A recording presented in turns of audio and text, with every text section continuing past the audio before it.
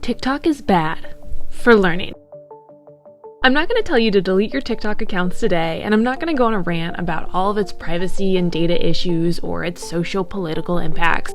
Some people really love TikTok, and there's some really creative things that have come out of it, so I'm not going to fight you on that. In fact, I'm a huge fan of video as a tool for learning and education. YouTube, for example, is an excellent place for free, open-access educational resources for learners across the globe. But there are right ways, backed by research, to make educational videos that are effective, and there are wrong ways. Lots of wrong ways. Over the past few years, there's been more and more creators and teachers putting educational content on the web through short-form media like TikTok videos and Instagram Reels and YouTube Shorts. There's good reason for this. It's where everyone is, it's meeting learners where they already are, creators think it's catchy, exciting, it's going to appeal to their audience, it's cool. Spoiler alert for teachers, if you're doing something because you think it's cool, it's probably already not cool for your students. But there are a lot of problems with short-form media platforms and the style in which they convey educational content. So in this video, I'm going to cover how TikTok and other short-form video is bad for learning in two parts. Part 1 is going to talk about how TikTok videos are actually bad for learning because of the way they're designed, and Part 2 is going to discuss the implications for students in TikTok and how it may be affecting learning on a broader scale. So Part 1, why TikTok videos are bad for learning.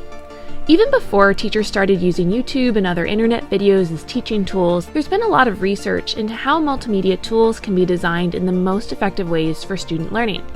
Richard Meyer is one of the leaders in this kind of research. He's created research-backed principles for multimedia learning. Now, I won't get into the nitty-gritty of these, but there's a lot of recommendations. Talk about using appropriate text and graphics, making graphics simple rather than complex, minimizing redundant delivery of information with extra words and graphics and details. What's crazy is some of the most popular educational video resources like TED-Ed and Crash Course, and yes, even some of my videos, violate a lot of these principles and may not be the best way to convey information for students. But TikTok is even worse. Often in TikTok or other short-form video platforms, we see the following happening all at once.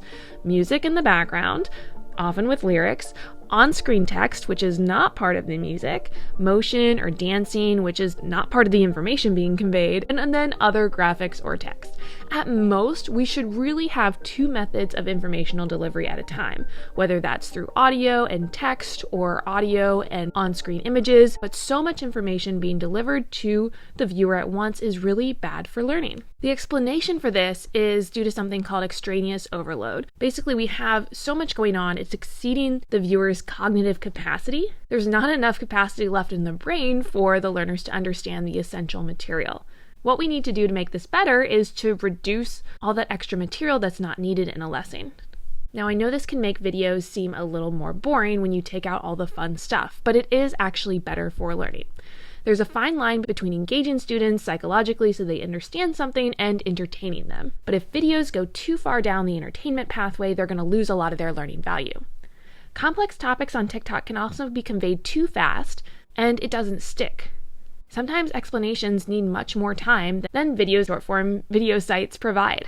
One thing that is good with TikTok videos is the looping or the repetition, but this is actually more effective if you're returning to the resource at a different time, quizzing yourself on it, and then reviewing it at a later date through spaced practice. Some people say that songs and dances might help them remember content. And yes, it will actually if you're the one doing it. So if you want to make a TikTok to study a complex topic and you find it fun and catchy and then you remember it later, that's great, that does work. But just know that you and your friends who are making the video are going to benefit the most from this activity, not the people watching the TikTok.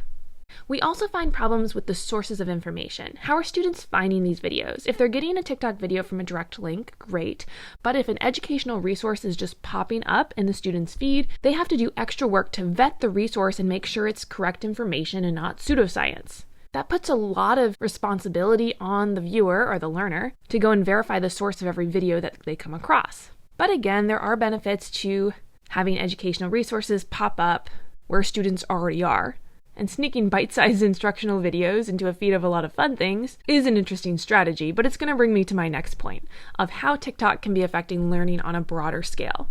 TikTok, like several other social media platforms, is addictive. It's not the only one, but it is one of the worst offenders.